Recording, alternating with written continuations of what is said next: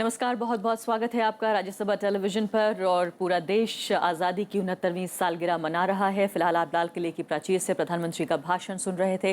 कई महत्वपूर्ण बातें उन्होंने कही हैं इस भाषण में। मेरे साथ मेरे कलीग गिरीश भी मौजूद हैं। Okay, that was the Prime Minister Narendra Modi from the ramparts of the Red Fort. 85-minute speech.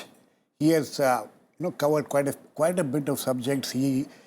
He looked at the speech which he did last year and then tried to give to the people of this country what has been achieved from the promises made in the last year. And he has also come out with some new schemes, new slogans. So we will discuss all these things today with our guests here in the studio. Mr. Shashank, former Foreign Secretary, and Sachidananda Murthy, resident editor of the Week magazine, and Mr. Bijoy Shankar Shastri, the spokesperson of the BJP, will also be with us. So we will start the discussion with Mr. Bijoy Shankar Shastri.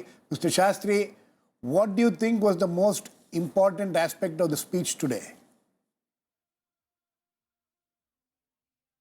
देखिए, प्रधानमंत्री जी ने आज तो वैसे तो सबकी बात किया है। जवानों की बात किया है, किसानों की बात किया है, नौजवानों की बात किया है, महिलाओं की बात किया है, दलितों की बात किया है, आदिवासियों की बात किया है और बात किया है उन्होंने विधवा उन माँओं की जिनकी परेशानियां होती हैं अपने बच्चों के भविष्य को लेकर के। इसलिए आज प्रधानमंत्री जी ने अपने भाषण में कोई ऐसी किसी ऐसे वर्ग को नहीं छोड़ा है जिसके सशक्तिकरण के लिए उनके मन में एक आशा और विश्वास न हो। इसलिए आज का जो उन्होंने एक ब्लूप्रिंट दिया है आने वाले भारत का, वो बहुत महत्वपूर्ण ब्लूप्रिंट है। शास्त्री जी, पिछले जो भाषण था, जैसे गिरीश ने कहा कि काफ़ी कुछ उसका भी जवाब देने की कोशिश की कि जो कुछ उन्होंने पिछले साल वादा किया था अब वो कितना कर पाए हैं। उन्होंने बाकायदा आंकड़ों के साथ उसको सपोर्ट करने की कोशिश की। लेकिन अगले एक साल में ऐसे कौन से आपको लगता है स्कीमें हैं फिलहाल, जिनके एक दो के नाम तो हम गिना सकते हैं, लेकिन इसके अलावा जिस ब्लूप्रिंट का आप जिक्र कर रहे हैं, अब नए साल का जो एजेंडा है इस 15 अगस्त से अगले 15 अगस्त तक, वो आपको क्या नज़र आता है? देखिए, उन्होंने पिछले जो जनधन योजना की घोषणा किया था या सफाई योजना की घोषणा किया था, उसके लक्ष्य को 100% प्राप्त किया गया है। इस बार उन्होंने जो बैंकों को स्पेशली एक महत्वपूर्ण कार्य दिया है कि देश के 125 ब्रांचेज जो बैंकों की हैं, वो कम से कम एक दलित या आदिवासी उद्योगपति को बनाए और एक महिला उद्योगपति को बनाए। यह एक बहुत बड़ा लक्ष्य है। ये 125 करोड़ जो आदिवासी या महिला, इनमें इन वर्ग के लोगों को अगर मौका मिलेगा उद्योग धंधे स्थापित करने का और इस लक्ष्य को हम पूरा करते हैं, तो एक बड़ी संख्या में इस देश के नौजवानों को, इस देश की महिलाओं को या ट्राइबल क्षेत्र में रहने वाले लोगों को सशक्त बनाया जा सकेगा और उसके माध्यम से 125 करोड़ ऐसे अनेकों परिवारों को भी हम सशक्त बनाने में कामयाब होंगे। और ये लक्ष्य अवश्य प्राप्त होगा क्योंकि प्रधानमंत्री ने बड़े संवेदना के साथ इससे अपेक्षा किया है। जी, आप बिंदुवार तरीके से आपसे बात करेंगे कि अलग अलग जो पॉइंट्स उन्होंने उठाए हैं उन पर आपकी क्या सोच है और किस तरह से वो आगे बढ़ने जा रहा है। दो और खास मेहमान यहाँ स्टूडियो में मौजूद हैं। शशांक जी हैं और हमारे साथ सच्चिदानंद मूर्ति जी भी मौजूद हैं। शशांक जी, ये बताइए कि कई महत्वपूर्ण बातें हैं जिसमें जवाब ज़्यादा है कि पिछली बार उन्होंने जवाबदेही, एक तरह से अकाउंटेबिलिटी जिसे कहते हैं, वो भी दिखाने की कोशिश की है और आंकड़ों से सपोर्ट किया है कि किस तरह से जनधन योजना के तहत बैंक खाते कितने खोले गए, कितने हज़ार करोड़ का फायदा हुआ सरकार के खाते में आया और किस तरह से जो गरीबों की अमीरी है, शब्दों के तो माहिर हैं वो, जिस तरह से उन्होंने शब्दों का जिक्र किया। आपकी नज़र में क्या चीज़ जो अलग रही और बहुत अहम रही, जो आपको लगता है एक नया विजन है? नहीं, सबसे बड़ी बात तो ऐसा लगता है कि प्रधानमंत्री को काफ़ी इससे दुख होता था कि हर समय क्रिटिसिज्म निकलता था कि भारत ने कुछ अचीव नहीं किया। प्रधानमंत्री कहकर आए थे कि सब चीज़ें ख़त्म हो जाएंगी, भ्रष्टाचार ख़त्म हो जाएगा, काला धन वापस आ जाएगा, पड़ोसी मुल्कों से रिश्ते सुधर जाएंगे। तो अभी तक उनको उसका दुख था। तो इसलिए मेरे ख्याल से आज के भाषण में उन्होंने ख़ास करके ये दिखाने का प्रयास किया है कि जो चीज़ें हो सकती थी वो एक टाइम बाउंड तरीके से, यानी उस मानसिकता पे वार किया जो बार बार निराशा कह रहे थे वो। जी बिल्कुल, मैं कहूँगा निराशा की तरफ से दिशा से आशा की तरफ चल रहे हैं। और जो अब्दुल कलाम साहब का, मैं एक तरीके से मैं कहूँगा कि जो 20 से 20-20 का 2020 में उनका विज़न था, उनको उन्होंने जो है अपना एक गवर्नमेंट का विजन बना दिया है 2022 का करके। 22 कर दिया, 75 साल का भारत जब हो जाएगा। Sachi, what do you think was the idea behind what was his idea behind today's speech? Because he covered quite a bit of areas. He tried to give a report card on what has been done in the last 1 year, but there are also certain areas which he did not address. No, I think the Prime Minister was himself aware that in the last few months there was a strong criticism that his government was not pro-people, that it was not people-centric, that it was mainly worried about the big business and all that. Because though he went on saying that we don't want to discuss, politicize it, but then he was looking that he was not concerned for the common man, whether it is a common soldier, common farmer and others. So you could see that he left out the bigger thing. Like last time he had stressed a lot on Make in India, bringing a lot of foreign investment and national security and other. Those things he left out this time. He went on looking at each and every section of the ode and he kept on talking about this 125 crore Team India. I want to look at these people. Apart from giving a report card and what he has implemented, what was the main thirst of his government, he wanted to say, I care for the common man, Aam Aadmi. So that was a big... So there was since the criticism in the last few months, as you rightly said, that, this government is anti-poor, anti-farmer. This is the image which he was trying to change. Yeah. And he has given even a new twist to Make in India for foreign investment and other investment, saying that, look, I'm going to give more incentives to these investment projects which generate employment, because he was perceived to be that he was helping big business and all that. So that's why he has totally changed the track this time, wanted to say that I care for every Indian. And the way he said that I'm renaming the agriculture ministry as a farmer welfare ministry, which is all this was looking at that I'm care for the masses.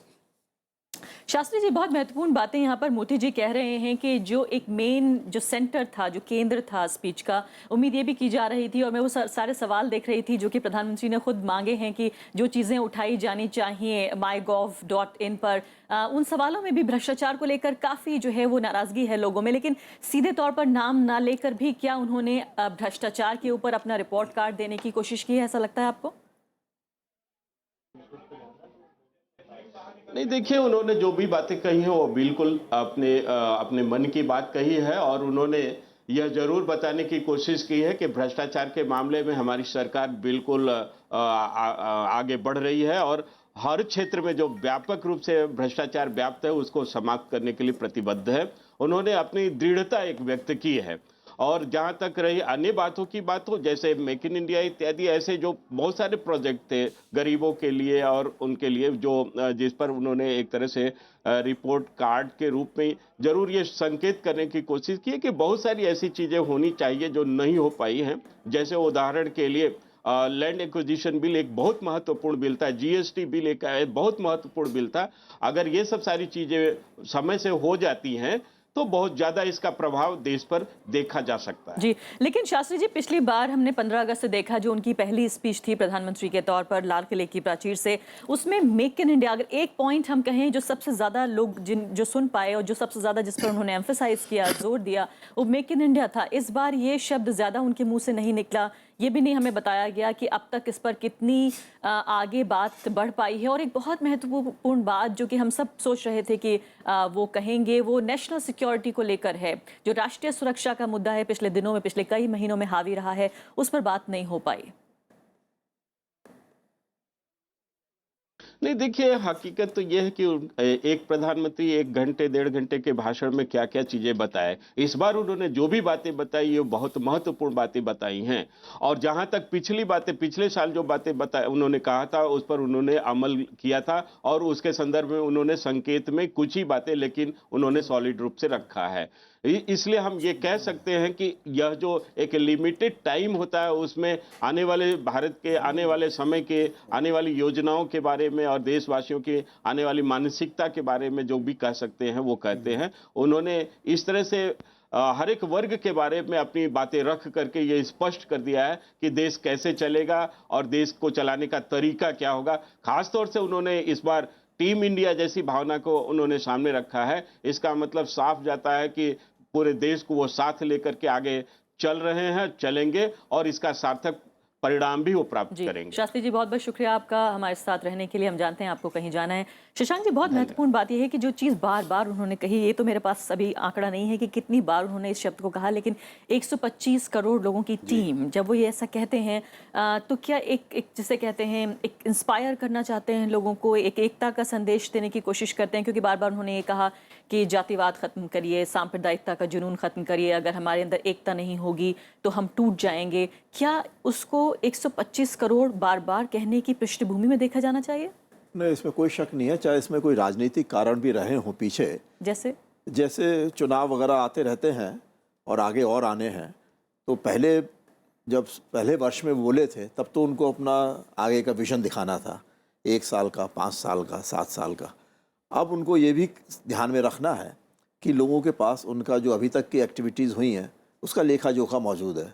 अब लोग जानना चाहते हैं कि किस तरीके से उनको जोड़ा जाएगा, किस तरीके से उनके जो संकल्प वगैरह हैं उनको पूरा करा जाएगा।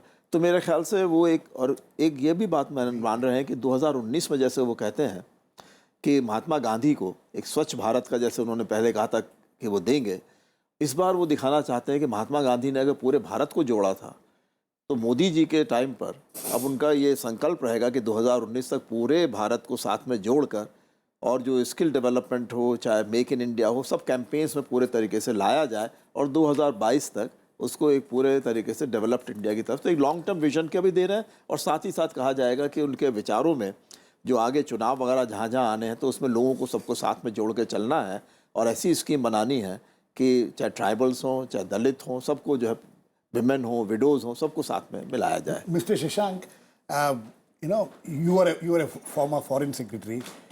Isn't it, he didn't touch on the foreign affairs issue. He didn't touch on any of the larger issues of foreign affairs. You think, why do you think he didn't touch on any of these issues? Well, the point is that if he had to touch only on those activities which he has done in the past, then it would appear that, well, he is not looking into the other aspects. So, for example, Act East policy or in Central Asian relationships, pipelines, etc. So, he is about to go towards West Asia, to the Gulf countries. Right. It's very important, but he does not know how things will develop. Secondly, we are going to have the meetings of the NSAs, Right. the National Security Advisors. Now, with the Pakistanis, it's so difficult to predict whether they will go back 1 step or 2 steps or they will move forward, because they are also behind them. There are all kinds of forces on which the government has very little control. So therefore, what the Pakistan government tells today, they may or may not be able to implement and cannot just put all the blame on them. So it's much better to go a little careful with regard to our neighbors, especially Pakistan, and also the countries that we are trying to develop our relations. Now, Modi ji has talked about, let's say, energy security, energy pipelines.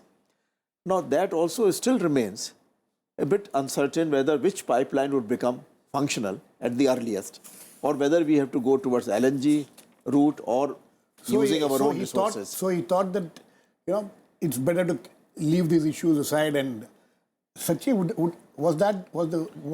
how do you look at it? Girish, I don't know how many crore people would have listened to him, because we still don't have those figures. But then it would be in terms of crores and all over the country. So he was very sure of what his audience was. And in his speech, he refers several times to political pundits and others. So this speech was not meant for the political pundits. It was meant directly to the common man. So he knew that high policy, the issues of foreign policy, national affairs, security and all that would not be as much as the day-to-day bread and butter issues in terms of getting jobs, getting loans, getting economic security, and then also ending the day-to-day corruption and all. I mean, the way he spoke about abolishing interviews for all middle and low-level jobs, that he was addressing this audience. लेकिन अगर overall अगर बात करें कि foreign policy जिसे high policy कह रहे हैं उसका भी जिक्र ना करें और देशों की बात ना करें, पाकिस्तान तो काफ़ी घरेलू मुद्दा जैसा ही है, जिस तरह से देश में इसको लेकर प्रतिक्रियाएं होती हैं, इस पर बात होनी चाहिए। नहीं, ये पाकिस्तान के बारे में जो हम अभी गुरदासपुर और उधमपुर में जो टेररिस्ट हमले हुए हैं या जो international border line of control, राष्ट्रीय सुरक्षा का बहुत पिछले 2-3 महीने में बहुत हो रहा है। और मोदी जी तो जब उनका चुनाव में या पहले बार इंडिपेंडेंस डे का एड्रेस में बहुत राष्ट्र सुरक्षा के बारे में बहुत बात किए थे, मगर इस बार तो क्या बोल सकते हैं इसके बारे में। तो इसलिए उनका जो हमारा आर्म फोर्सेस के लिए उनका मैसेज बहुत म्यूटेड था, बहुत स्ट्रांग नहीं था इस बार। उसमें ये था कि वो सिद्धांत जो हैं वो इस बात से सहमत हैं, उनकी सरकार इस बात से, और ये एक तरीका निकालने की कोशिश कर रहे हैं जो स्टैंड काफ़ी दिनों से रहा है, पिछली सरकारों का भी रहा है। बहुत महत्वपूर्ण बात जो किसानों को लेकर है और ये आज पूछी जानी बहुत ज़रूरी है, क्योंकि 25,000 किसानों ने राष्ट्रपति से इस बात की इजाज़त मांगी है कि वो आत्महत्या कर सकते हैं क्या आज़ादी वाले दिन, आज के दिन की बात हो रही है। तो ऐसे में जाहिर है वो ये चाहते हैं कि किसान की उनका ध्यान, देश का ध्यान जो है उनकी तरफ जाए, सरकार का ध्यान उनकी तरफ जाए। जिस तरह से उसको रीनेम करने की कोशिश की जा रही है, जो मंत्रालय है कि इसको कृषि मंत्रालय ना कहकर अब कृषि मंत्रालय एवं किसान कल्याण योजना भी कहा जाएगा, क्या वाकई आपको लगता है कि किसानों के जख्मों पे मरहम लगाएगा ये नाम? मैं मानता हूँ उनका सुनने के बाद, इस साल जो अगले 12 महीने में किसान कल्याण पर वो बहुत चीज़ें करने वाले हैं, उसको उस पर सोच चल रहा है उनका मन में, मगर वो अभी वो जो करना है उनका मन पर अभी स्पष्ट नहीं है। उनका जो सुझाव आए हैं उस पर सब ले रहे, तो इसलिए वो ये तो एक निशान दिया है, हम किसान पर पूरा तो 1 साल का काम कर रहे हैं। उन्होंने इसलिए बोला जो इन्फ्लेशन कम हुआ उसमें और लैंड किसान को एक्विजिशन के मुद्दे पर भी कहीं ना कहीं ये बात है कि जो किसान पार्लियामेंट में क्या हुआ लैंड उस पर कुछ नहीं बताया। तो उन्होंने neither GST nor land acquisition. He kept, he kept himself kept out away of from that. So if you look at his, the speech, two things which he focused on. One is the issue of farmers. Yes. Poor. The second is corruption. Yeah. These are two issues on which he dealt quite at length, Mr. Shashank. Yes, I would add also the tribals and the Dalits. The poor, So the tribals. the poor, the deprived people. Yes. But farmers' death cases, they are really a big worry. Right. And you remember in the earlier NDA government, they had come up with the idea of the crop insurance policy, Right. and they wanted to enlarge the Actually, whole he scope. spoke about some policy today. There were expectations that he may announce a big insurance scheme, but he didn't do. But he problems with the farmers quite a bit. It's very essential, and I think without that, the second generation reforms will not be complete. If you monetize and if you commercialize the whole farming operation, the farmers, instead of becoming the producers of wealth, they will become like daily wagers. And everything control, all the controls will go into the hands of the fertilizer manufacturers, pesticide manufacturers, etc. So I think this has to be done, and market forces should not be the only ones setting the agenda for the farmers' welfare. Because right now, the international levels, sometimes the prices go up and down depending on the requirements, let's say in United States, Australia, or elsewhere, countries which deal in large segments of exports of food grains. So that has a direct impact on India. So the cotton farmers, the other farmers who go in for these genetically modified food crops, then they are able to, the cash crops, then they immediately lose the international markets. Shashank ji, अभी हम ये भी दिखाएंगे कि प्रधानमंत्री ने क्या कुछ कहा है, महत्वपूर्ण बातें, लेकिन उससे पहले एक महत्वपूर्ण सवाल आपसे पूछना चाहती हूँ, खासकर स्वच्छ भारत को लेकर। एक बड़ा उनके भाषण का हिस्सा स्वच्छ भारत के लिए डेडिकेटेड था। उन्होंने ये भी बताया कि क्या कुछ हो पाया है, टॉयलेट्स बनने की बात, बहुत अच्छी बात है सब कुछ, लेकिन आपको लगता है कि स्वच्छता जो है, जो क्लीन इंडिया ये पूरा कैंपेन है, ये किन लोगों को खासकर ज़्यादा अपील करता है? क्या ये मिडिल क्लास की तरफ इशारा है? अभी जो उन्होंने बताया ना, ये तो हमारा जो बच्चे हैं ना, उनको ये तो आइडिया अच्छा लग रहा है, वो अभी काम कर रहे हैं, तो उनको वो लीड आ रहे हैं। तो बच्चों ने उनको स्कूल में या घर पे बोलेंगे, एल्डर्स को बोल के, तो इसलिए उनको बच्चों के बहुत बात किया, इनका स्कूल टॉयलेट में नहीं किया। और अभी तो 4 साल बचे हैं बाकी पूरा देश में ये काम करने के लिए, तो उनको तो बहुत कॉन्फिडेंस था बच्चों पर, वो ये कर लिया जी। तो अभी कैसे दूसरा पहलू क्या है अभी आज नहीं बताया। और ये भी महत्वपूर्ण बात है कि किस तरह से खुद हम या आप कर सकते हैं इस चीज़ को, तो ये भी महत्वपूर्ण है कि आम आदमी को एक काम देना कि आप बेहतर भारत बनाइए, साफ भारत बनाइए। तो फिलहाल हम देख लेते हैं कि लाल किले से प्रधानमंत्री नरेंद्र मोदी ने क्या कहा। उन्होंने कहा कि उनकी सरकार ने काले धन के लिए कड़े कानून बनाए हैं और इस कड़े कानून की वजह से 6500 करोड़ रुपया देश में वापस आया है। ये काला धन का हमने कानून बनाया है, उसके कारण बहुत लोग परेशान हैं। बहुत लोगों को मुसीबत दिखाई दे रही है। काला धन थोड़ा डाइल्यूट हो, थोड़े नियमों में छूट आ जाए, इसके लिए हमारे तक संदेश पहुंचाए जाते हैं।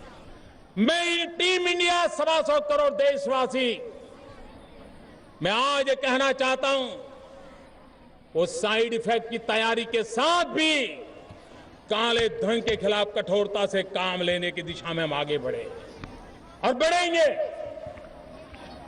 और इतना तो हो गया है, काला धन वापस लाने की एक लंबी प्रक्रिया है, चल रही है, लेकिन इतना तो हो गया है कि अब कोई काला धन बाहर भेजने की हिम्मत नहीं करता है।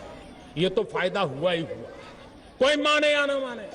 इतना ही नहीं, अभी कुछ दिनों में जब ये समय दिया है कि आप अपना घोषित कर सकते हो, मैं आज कह सकता हूं करीब 6500 करोड़ रुपया अब घोषित आए, लोगों ने आकर के घोषित सामने से करना शुरू कर दिया। ये पैसा हिंदुस्तान की तिजोरी में आएगा, भारत के गरीब के काम आएगा। जी हाँ, तो तमाम जो महत्वपूर्ण पहलू रहे प्रधानमंत्री के भाषण के, ब्रेक के बाद हम आपको वो भी बताएंगे और तमाम बिंदुवार तरीके से उन मुद्दों पर चर्चा भी करेंगे जो उन्होंने उठाए हैं। फिलहाल शुक्रिया अदा करना चाहेंगे अपने मेहमानों का और ब्रेक के बाद नए मेहमानों से आपकी मुलाकात होगी।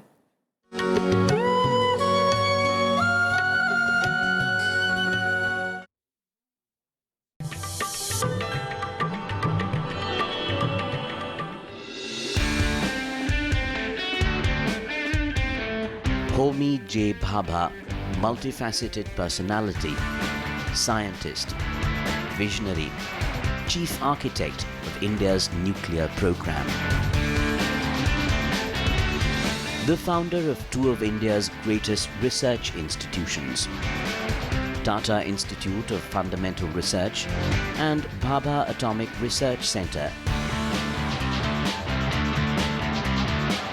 Bhabha unraveled the electron-positron scattering process of quantum electrodynamics. It's called Bhabha scattering after him.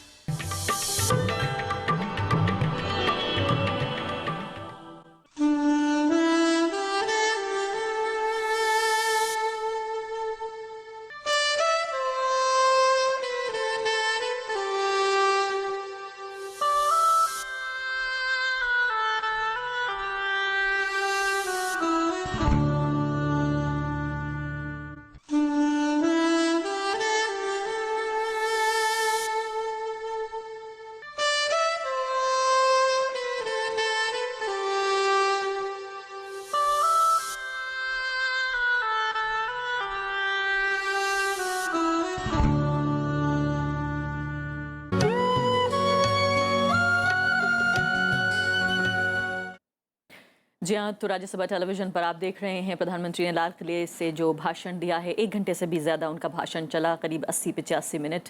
क्या कुछ महत्वपूर्ण बातें उन्होंने कही हैं ये हम आपको बताएंगे। लाल किले से प्रधानमंत्री नरेंद्र मोदी ने ये कहा कि 15 महीने की सरकार में उनकी सरकार पर भ्रष्टाचार के कोई आरोप नहीं लगे। मैं आज तिरंगे झंडे की साक्षी से बोल रहा हूं, लाल किले की प्राची से बोल रहा हूं, 125 करोड़ देशवासियों के सपनों को समझ करके बोल रहा हूं। 15 महीने हो गए आपने दिल्ली में जो सरकार बिठाई है, उस सरकार पर एक नए पैसे के भ्रष्टाचार का आरोप नहीं है।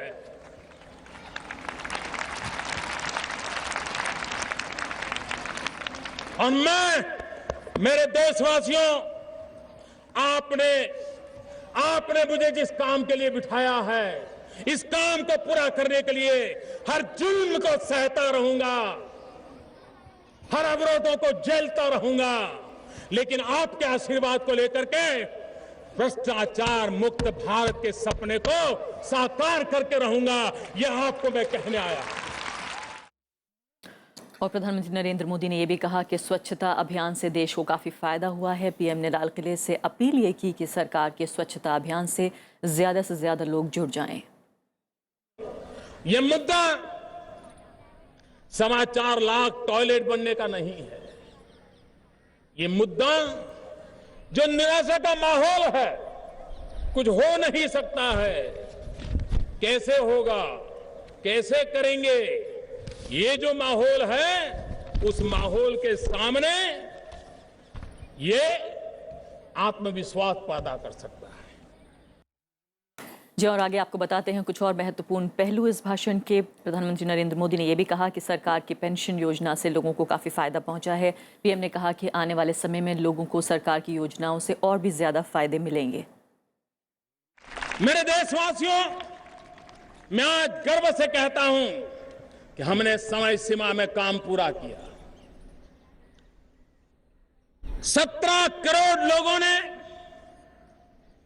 प्रधानमंत्री जन धन योजना के अंतर खाते खुलवाए। और काफ़ी जोर देकर उन्होंने जन धन योजना के बारे में भी कहा। पीएम मोदी ने कहा कि जन धन योजना से गरीबों को काफ़ी फायदा अब तक पहुंचा है और गरीबों के लिए बैंक के दरवाजे खुले रहेंगे, ये वो इंश्योर करेंगे। 17 करोड़ लोगों ने अब तक इस योजना के तहत खाते खुलवाए हैं और कितना पैसा सरकार के खाते में आया है, सरकार के खजाने में आया है, ये भी उन्होंने बताया। मेरे देशवासियों, मैं आज गर्व से कहता हूं कि हमने समय सीमा में काम पूरा किया। 17 करोड़ लोगों ने प्रधानमंत्री जन धन योजना के अंतर खाते खुलवाए। प्रधानमंत्री नरेंद्र मोदी ने और भी कई महत्वपूर्ण बातें कही, जिसमें उन्होंने ये भी कहा कि जो संबोधन उनका था उसमें कई महत्वपूर्ण बातें कही। आइए देख लेते हैं कि जो देश के विकास के बारे में उन्होंने क्या कहा। आइए देखते हैं। नित्य नूतन संकल्पों के साथ यह देश आज यहां पहुंचा है। हमारी एकता, हमारी सरलता, हमारा भाईचारा, हमारा सद्भाव, यह हमारी बहुत बड़ी पूंजी है। इस पूंजी को कभी दाग नहीं लगना चाहिए, कभी उसे चोट नहीं पहुंचनी चाहिए। अगर देश की एकता बिखर जाए तो सपने भी चूर चूर हो जाते हैं। और इसलिए चाहे जातिवाद का जहर हो, संप्रदायवाद का जुनून हो, उसे हमें किसी भी रूप में जगह नहीं देनी है, पनपने नहीं देना है। और आजकल काफ़ी ज्वलंत मुद्दा है वन रैंक वन पेंशन को लेकर। इस मुद्दे को भी छुआ पीएम मोदी ने। उन्होंने कहा कि पूर्व सैनिकों के लिए वन रैंक वन पेंशन की योजना को लेकर सरकार सिद्धांत इस पर सहमत है और इसको लेकर काफ़ी गंभीर भी है। 20-20, 25-25 साल से लटकी हुई समस्या का हमने रास्ता खोज रहा है। मुझे विश्वास है कि जिस विश्वास के साथ वार्ता चल रही है, मैं सुखद परिणाम की आशा करता हूं। और इसलिए मैं फिर एक बार विश्वास दिलाता हूं कि सिद्धांततः इस सरकार ने वन रैंक वन पेंशन की बात को स्वीकार किया है। उसकी नीति गीटी को देख करके लागू कैसे किया जाए, उसके लिए संबंधित लोगों से बातचीत करते हुए हमारी बात को आगे हम बढ़ा रहे हैं। Okay, we are now joined in by some new guests, Mr. Vivek Karju, former ambassador, and Kalyani Shankar, a senior journalist. Mr. Karju, how do you perceive this speech? I think it was vintage Mr. Modi. Mr. Modi is a very accomplished orator, and therefore, in his own inimitable style, he focused on the issues which I think are reverberating in our social, in our society and our polity. Like what?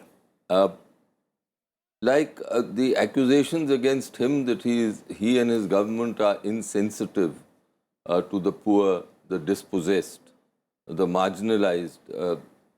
I think he focused on the unorganized sectors of labor, Right. on agriculture and farmers. And he did this extremely skillfully, showing both what his government has tried to accomplish in the 15 months of its existence, as well as what he would like to do in the future. Now, this was interspersed with his classic brand of oratory, where he gives slogans, pithy sentences. In Mr. Modi's addresses, Startup India, stand up India. Stand Up India, Startup India. Now, in Mr. Modi, you do not find the flourishes of philosophical sort of He's a practical outreaches. man. Yes, it is practical, it is scheme-oriented. There's a lot of focus on financial aspects of these schemes and what these schemes are meant to accomplish to the poor. So I think they do evoke a response from his target audience. His target audience. Kalyani? Yeah. Who are his target audience today? Well, his target audience is poll-bound states, number one, for this year as well as next year. And that is why he was trying to address the youth, the tribals, the Adivasis, and then the farmers and women. So these are the target audience for him. So he tried to attract them. I would like to add one more thing to what Mr. Kajju said. He is skillful. He has, explained what he has done. In my opinion, he's been very skillfully not address the things which he has not been able to do. You see, that is what, like foreign policy, he just did not want to touch it at all. Then farmers too, he said, there are so many other things. Farmers subject he had touched upon. But the things which was promised in last year, he has not gone into the report card that I have done this, I have not done this. The 2-3 things which he had talked about were about the toilets for school children, and then the Jan Dhan Yojana. Then there are other things which he had promised, like, the MPs were asked to adopt one village. I think 50 MPs in Lok Sabha and 56 MPs in Rajya Sabha only they have done this so far, completed this so far. Then there are Digital India. There are so many other schemes which he had announced, but he has just skillfully not touched upon them. That is Kalyani Shankar जी, लेकिन बहुत महत्वपूर्ण बात ये भी रही इस भाषण की, जिस तरह से हम इससे पहले भी यहाँ पर जिक्र कर रहे थे कि बहुत बड़े बड़े जो विचार हैं उनके बजाय इंडिविजुअल को छूने की कोशिश की, उसमें भी ज़्यादातर जो गरीब भारत है उसको छूने की उन्होंने कोशिश की है। जैसे कई बार उन्होंने जिक्र किया मज़दूरों को लेकर, उन्होंने कहा कि जो डिग्निटी ऑफ लेबर है उसे हमें वापस लाना होगा। क्या आपको उनके भाषण में कुछ ऐसा सब्सटेंस भी नज़र आया जो उनकी इस बात को सपोर्ट कर रहा हो कि किस तरह से वो ये प्लान कर रहे हैं, किस तरह से योजना बना रहे हैं कि डिग्निटी ऑफ जो लेबर है वो वापस आएगी? ये लेबर इज़ वन थिंग, वो हमेशा हर गवर्नमेंट को सोचना चाहिए। लेबर रिफॉर्म्स वो एक सालों से, अभी 1991 से इसके लिए डिमांड हो रही है, लेकिन कर नहीं पा रहे हैं। इसलिए लेबर, ऑर्गेनाइज्ड लेबर और अनऑर्गेनाइज्ड लेबर दोनों को एड्रेस करना बहुत ज़रूरी है। इस वजह से मोदी जी ने इस समय उनको एड्रेस किया है। तो I would think that Kalyani Shankar ji, आपसे हम बातचीत जारी रखेंगे, लेकिन फिलहाल बिहार आपको सीधे लेकर चलते हैं। वहाँ नीतीश कुमार जी संबोधित कर रहे हैं पत्रकारों को, आइए देखते हैं।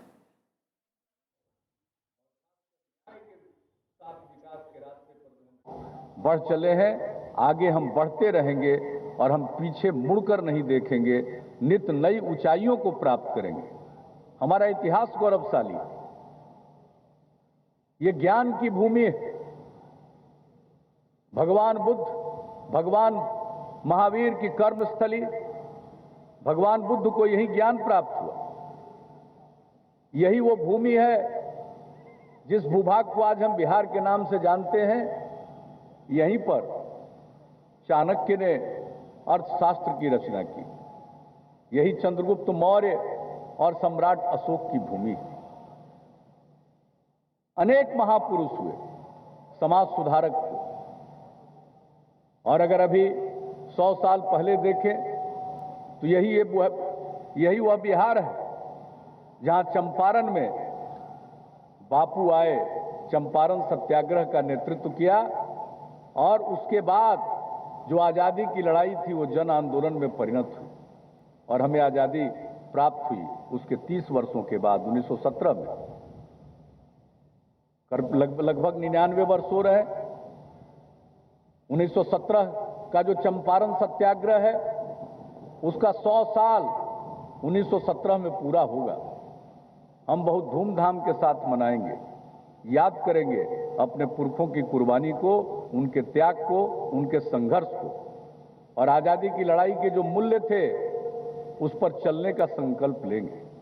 तो आज का दिन इन सब बातों को याद करने का। जी हाँ, फिलहाल नीतीश कुमार जी बोल रहे थे और वहाँ पर जो लोग हैं उन्हें संबोधित कर रहे थे। इस वक्त आपको सीधे बीजेपी हेडक्वार्टर्स लेके चलते हैं। संवाददाता श्याम सुंदर वहाँ पर मौजूद हैं। श्याम सुंदर, ये बताइए कि यहाँ भी स्टूडियो के जरिए भी हम लेने की प्रतिक्रियाएं कोशिश कर रहे हैं अलग अलग जो राजनीतिक दल हैं उनसे। फिलहाल बीजेपी के खेमे में आपको किस तरह की प्रतिक्रियाएं नजर आईं? आपको लगता है वाकई उन चीज़ों को छुआ प्रधानमंत्री ने जो कि महत्वपूर्ण मुद्दे थे?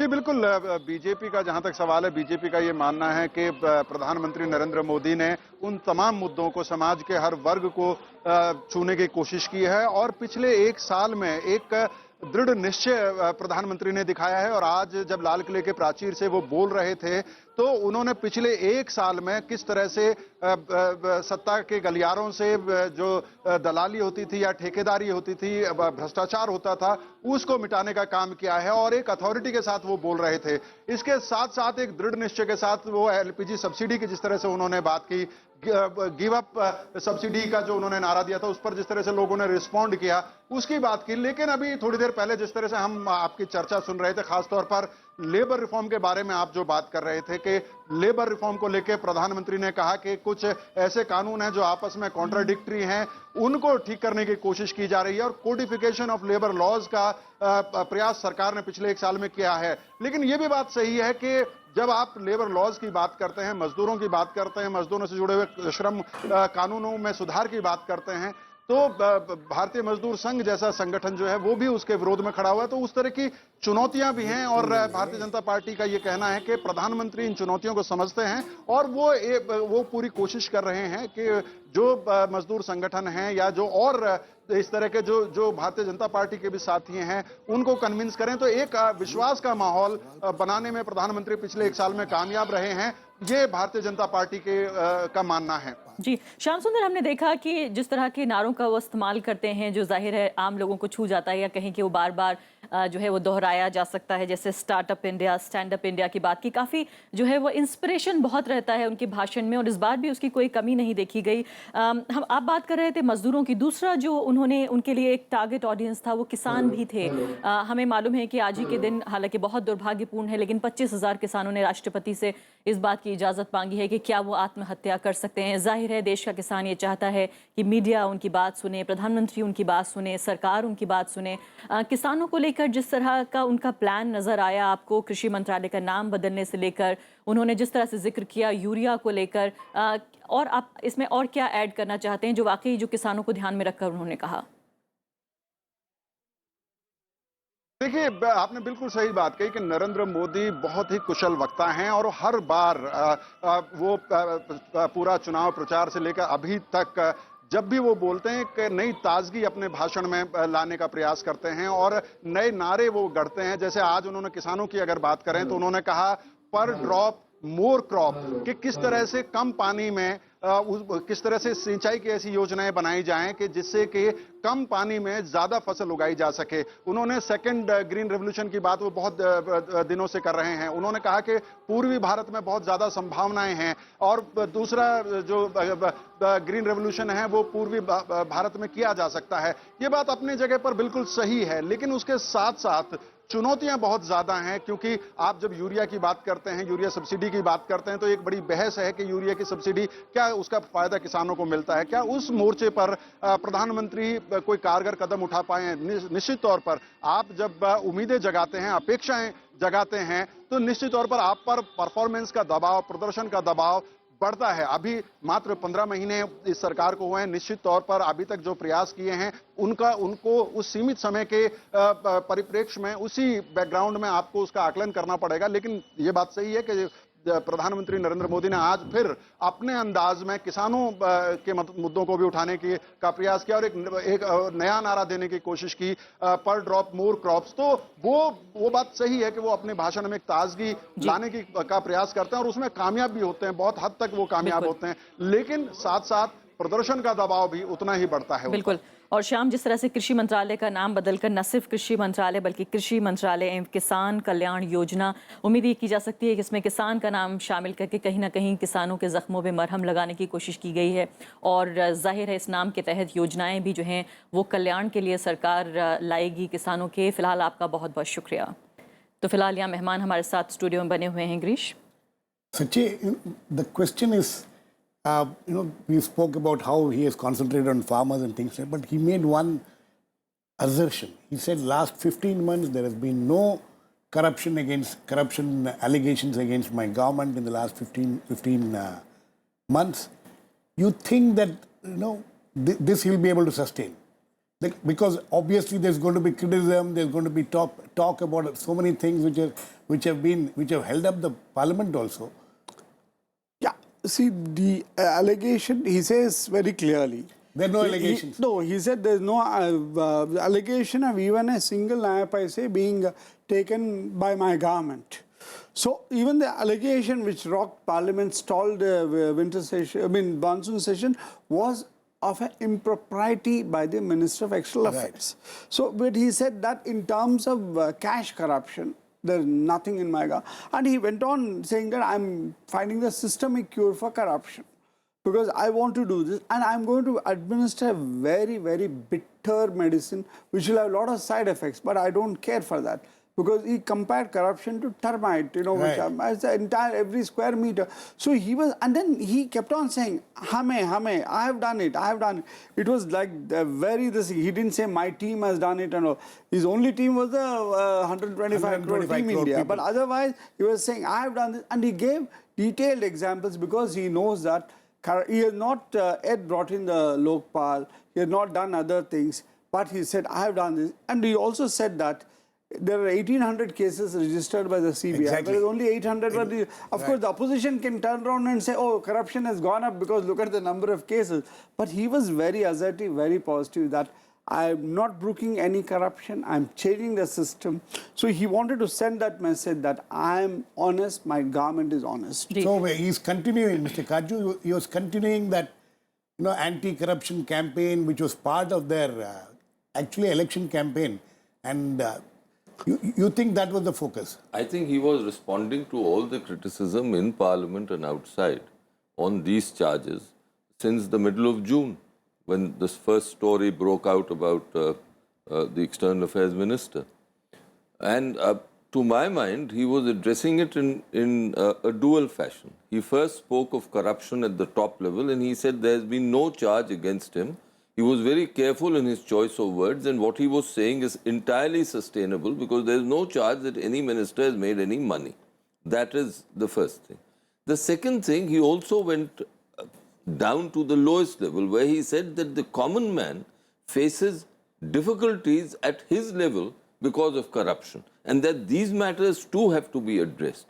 And then he said, I think quite effectively, that this has to be tackled in a comprehensive manner, and that is where the termite analogy came in. काजू जी, आप ये कह रहे हैं कि जो लगातार आलोचना हो रही थी कि ये भी मौन हो गए हैं प्रधानमंत्री, तो उन्होंने जो है तमाम बातों का जवाब इस भाषण में देने की कोशिश की। मुझे लगता है कि आज उन्होंने देश के सामने, देश के समक्ष उन्होंने उन सब बातों का जवाब दिया और अपनी ही शैली में जवाब दिया, और मुझे लगता है आप संतुष्ट हैं? मैं तो संतुष्ट हूँ क्योंकि जो उन्होंने कहा वो बिल्कुल 100% सच है कि किसी ने ये इल्जाम नहीं लगाया है कि इस सरकार के किसी मंत्री ने इन 15 महीनों में कोई भ्रष्टाचार किया। ये इल्जाम नहीं लगा। और व्यापम को लेकर भी शायद वो ये कहना चाहते थे कि केंद्र सरकार का काम पे आरोप नहीं है। व्यापम जो है वो 15 महीने की तो बात नहीं चल रही है ना, कई सालों से चल रहा है, कई सालों से, और केंद्र सरकार के नहीं है, केंद्र सरकार का नहीं। एक और बहुत महत्वपूर्ण बात उन्होंने कहा कि 2022 तक की बात कही उन्होंने, वो आंकड़ों पे बहुत ध्यान देते हैं और कहा कि 75 साल पूरे हो जाएंगे, तमाम लोग जो है 125 करोड़ लोग एक संकल्प लें, कुछ करने की कोशिश करें। क्या कहना चाहते थे वो एक विजन दिखाना चाहते थे और आज को 7 साल बाद से जोड़ना चाहते थे कि आज हम ये करें और संकल्प हमारा है कि इन 7 सालों में ये करके हम दिखाएं। और देखिए, प्रधानमंत्री जो हैं वो बहुत ही स्पेसिफिक चीज़ों पे जाते हैं जो कि उनके जो पहले प्रधानमंत्री हमारे रह चुके हैं वो इन स्पेसिफिक चीजों पे नहीं जाते थे। अगर आप गौर करें कि डॉक्टर मनमोहन सिंह किस तरह का भाषण देते थे या अटल जी किस तरह का भाषण देते थे, कोई ये नहीं कहता, अभी तक किसी ने नहीं कहा, और वो भी लाल किले से, कि और किसानों को संबोधित करते हुए कि नीम कोटेड यूरिया का प्रयोग करो, और अगर कोई भी लाल रंग पीला रंग करके दे दे तुम्हें यूरिया तो उसको मानो नहीं, क्योंकि नीम कोटेड यूरिया से तुम्हारा भी फायदा है और देश का भी हित है इसमें। मोदी जी, इसके अलावा पिछले भाषण में उन्होंने कहा कि मोदी सरकार आ गई है, लोग वक्त पर दफ्तर जाने लगे हैं। अब की बार उन्होंने ये कहा कि पूरा वर्क कल्चर जो है, जो काम करने की संस्कृति है, वो बदल रही है। क्या इसे सपोर्ट कर सकते हैं हम इस क्लेम को? उन्होंने ये बताया ना, उसको जो एग्जाम्पल्स उन्होंने दिया, जैसे उन्होंने बोला जब उनका मन में जनधन प्रोग्राम का आया, लोग बोला ऐसे कैसे कर पाएंगे, कितने दिन में कर पाएंगे, वो सब बोल, तो उन्होंने बोला नहीं इतना करना है, वो हो गया। और ऐसे ही वो प्रधानमंत्री इंश्योरेंस स्कीम के सारे प्रोग्रामों को ये बताया जो सरकार जैसे काम कर रहे, जो मैं डेडलाइन, वो अभी लास्ट में बोला 18,000 गाँव के लिए इलेक्ट्रिफिकेशन करने के लिए उन्होंने बोला, लोग बोला अभी 5 साल लगेगा, 7 से, उन्होंने बोला 1000 दिन में एक काम करना है। तो उनका एक डेडलाइन देना है, वो बड़ा डेडलाइन देना है, साइज पर, स्केल पर। Deadline oriented. चलिए फिलहाल नरेंद्र भाई के नेतृत्व में एक मजबूत भारत के निर्माण में की दिशा में जो काम हो रहा है, उसमें पूरे देश की जनता और विशेषकर भारतीय जनता पार्टी का हर एक कार्यकर्ता अपने से जो बन पड़ता है वो योगदान देकर देश को आगे ले जाने के लिए आज के दिन हम संकल्प करें। यही अभ्यर्थना। वंदे मातरम। भाजपा मुख्यालय पर आयोजित इस कार्यक्रम में यहाँ उपस्थित सभी कार्यकर्ता भाई और बहनों और सब मीडिया कर्मियों को मैं आभार व्यक्त करता हूँ, और यहाँ मिठाई का वितरण होगा और फिर कार्यक्रम संपन्न होगा। जी हाँ, फिलहाल आप देख रहे थे बीजेपी के राष्ट्रीय अध्यक्ष अमित शाह को बोलते हुए प्रतिक्रिया जाहिर कर रहे थे प्रधानमंत्री के भाषण के बाद। और फिलहाल ये तस्वीरें आप देख रहे हैं कुछ देर पहले की, जो प्रधानमंत्री अपने भाषण के बाद निकल कर बाहर आ रहे हैं और बच्चे उनको अभिनंदन कर रहे हैं, उनसे बात करने की कोशिश कर रहे हैं। तो फिलहाल 1 घंटे से ऊपर ये भाषण चला, लगभग 80 मिनट से भी ऊपर, और तमाम महत्वपूर्ण मुद्दों को छूने की कोशिश की प्रधानमंत्री नरेंद्र मोदी ने, और फिलहाल आम लोगों को ज़्यादातर छूने की कोशिश की। जी Arfa, I think these pictures are very interesting because we haven't seen these kind of pictures in the last 10 years that we had the previous Prime Minister. This is a Prime Minister who would like to go and mix with the crowds, and I'm sure he must have given a lot of palpitations to his security staff. और इसके अलावा गिरीश, जो पहली बार हुआ था, पिछली जो भाषण था उसमें ये भी काफ़ी खबर बनी थी कि बुलेट प्रूफ ग्लास जो है वो नहीं लगाया गया, जो पिछली रिवायत रही है उससे काफ़ी हटकर था, कि वरना अक्सर हम वही देखा करते थे। उसकी पहली बार ऐसा होना शुरू हुआ अब इन प्रधानमंत्री के कार्यकाल में कि अब जो है वो ग्लास नहीं होता है सामने। और हमारे साथ बीजेपी के वरिष्ठ नेता शेषाद्रिचारी भी स्टूडियो में जुड़ गए। शेषाद्रिचारी जी, हम काफ़ी देर से चर्चा कर रहे हैं इस बात पर, अलग अलग पहलुओं को छूने की जो कोशिश की प्रधानमंत्री ने, और ये भी देखने की कोशिश कर रहे हैं कि कौन से ऐसे राष्ट्रीय महत्व के मुद्दे थे जो हमें लगता है कि नहीं छुए गए या जानकारों को लगता है। आप किस तरह से देखते हैं इस भाषण को?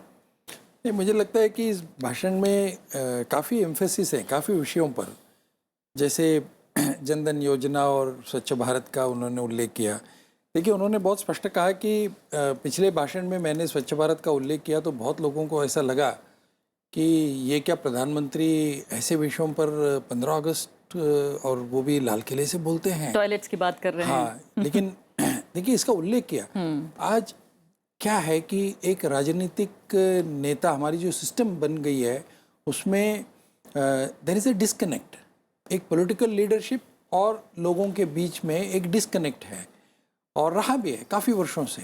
इसीलिए जो विषय आम जनता को दिल को छूता है, जो विषय जिस विषय के साथ उसको झगड़ना पड़ता है रोज़ के रोज़, जैसे बैंक में अकाउंट खाता खोलना, हमारे जैसे लोगों को those who are in the cold comforts of air condition and other things, हमें लगता नहीं इतना मुश्किल है। कभी कभी हमें भी लगता है कि जब आप बैंक में जाते हैं वो कहते हैं KYC नहीं किया, ये नहीं किया, वो नहीं किया, आप नहीं खोलेंगे, आपको 10,000 रुपया डिपॉजिट रखना पड़ेगा। वेरेस ये पहली बार ऐसा हुआ है कि 100 दिन में 100 करोड़ अकाउंट खोलते हैं, और उन्होंने स्पष्ट कहा भी है कि ये केवल 100 व्यक्ति का नहीं, 100 परिवारों तक आगे बढ़ा है। ये एक बात है।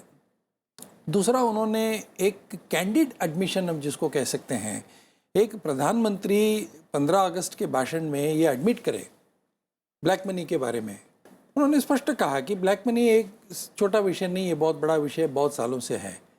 और ये उन्होंने कहा कि हमने कानून, बड़े सख्त कानून बनाए, और मेरे तक, मतलब प्रधानमंत्री तक ये विषय आया कि ये बड़ा कानून बड़ा सख्त है, थोड़ा इसको ढील कर दीजिए। यानी हम देख सकते हैं कि इन 60-70 सालों में हमने कितने बड़ा मिडिल मैन का लेयर बना दिया, कितने मिडिल मैन। राजीव गांधी ने एक बात का उल्लेख किया कि सरकार 1 रुपया बेचती है तो वो लोगों तक कितना 12 पैसा पहुंचते हैं, 15 पैसा पहुंचते हैं। ठीक है, उन्होंने 15 कहा, मैंने उसको और 2 पैसा घटा दिया, सॉरी। तो ये कहा उन्होंने, मतलब एक प्रधानमंत्री को ये कैंडिडेट एडमिशन करना पड़ा। ये दूसरे प्रधानमंत्री कि भ्रष्टाचार है हमारे कहा सिस्टम कि में। भ्रष्टाचार हमारे सिस्टम में है। लेकिन एक बहुत महत्वपूर्ण बात, आप भी जानकार हैं खासकर विदेश मामलों के, और ये अगर जिक्र करें राष्ट्रीय सुरक्षा को लेकर, ये उम्मीद की जा रही थी कि पिछले कई महीने से लगातार चर्चा में है, इधर धमाका हुआ, उधर आतंकवादी घटना हुई है, लेकिन उन्होंने नहीं छुआ राष्ट्रीय सुरक्षा के किसी भी मुद्दे को। देखिए, मुझे लगता है कि ये भी हमारी जो एक डेमोक्रेटिक प्रोसेस है उसकी एक पहचान है, एक victory of our democratic process.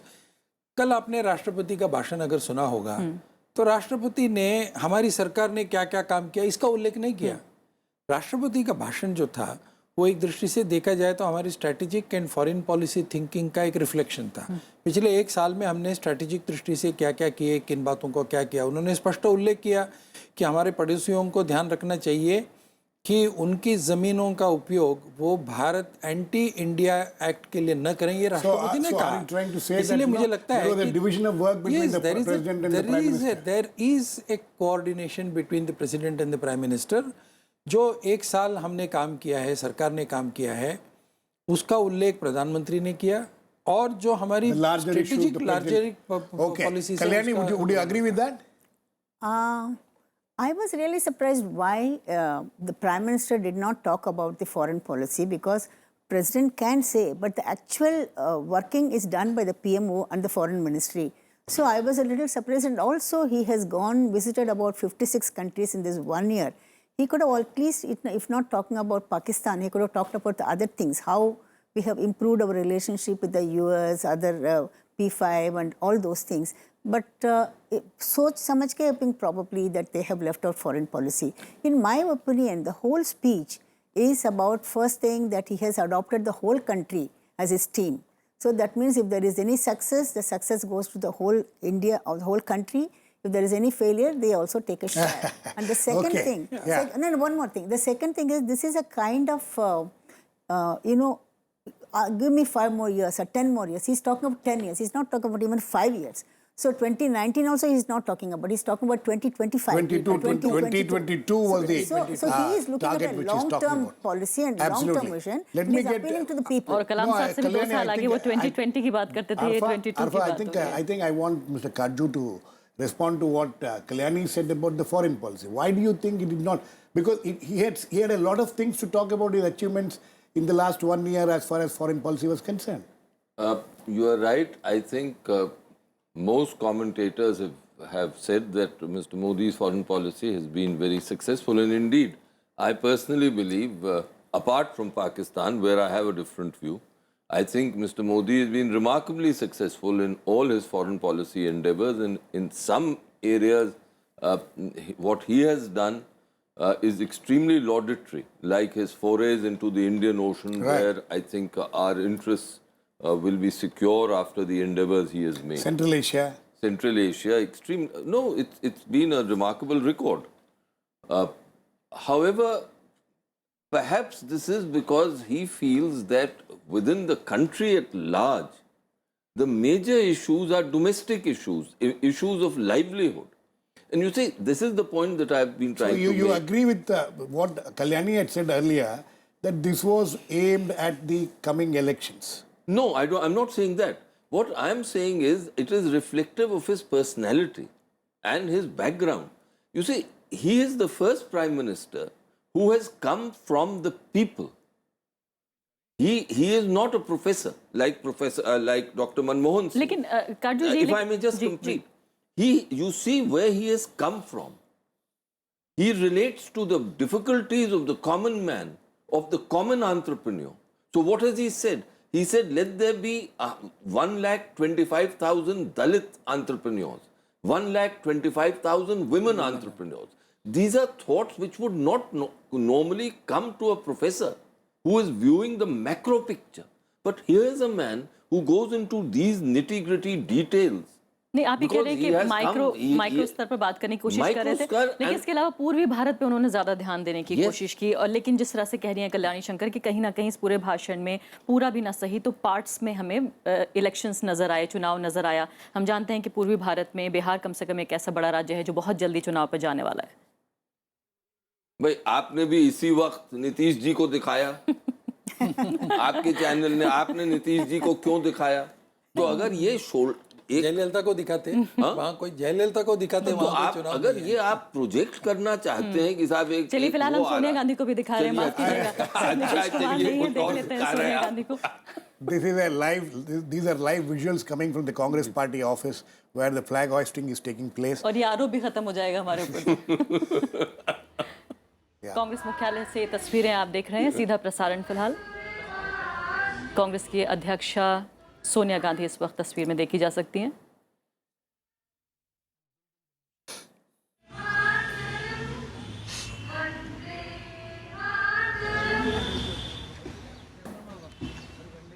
झंडा फहरा रही हैं सोनिया गांधी।